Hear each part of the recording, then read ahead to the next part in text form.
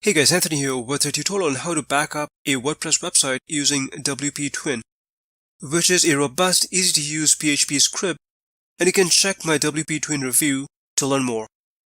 So the first thing you need to do is log into your WP Twin account and download the PHP scripts. Make sure to unzip the main folder. Next, you'll need an FTP client. I use FileZilla, and I've created a couple of tutorials on how to download, install, and use FileZilla. It's fairly simple. So here I'm logged into my WordPress website via FileZilla. The first thing you need to do is copy the wp-twin.php script file from your computer to the root or public HTML folder of your website, and you can just drag and drop it. So this is the domain of my WordPress website that I want to back up.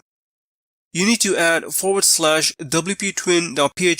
at the end of your domain. You'll be redirected to this WP Twin cloning page. You'll need to log into your WP Twin account as well as your WordPress account. As an administrator, I would recommend using Google Chrome as your browser. You'll then be redirected to this page. In step 1, you can check this box if you have non-WordPress folders.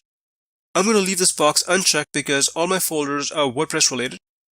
In step 2, you click this Click to Clone button, and in step 3, you click this link to download the file. You can then save the downloaded backup file wherever you want to, as long as you can find it later. And finally, make sure that you delete the clone file from your WP Twin account for security reasons. But that's pretty much it. It took me less than a minute to back up this website. In a separate tutorial, I'll show you how to restore or deploy this WordPress backup. Well, hope you found this tutorial helpful. If you have any questions, please leave them in the comment section. And thanks for watching.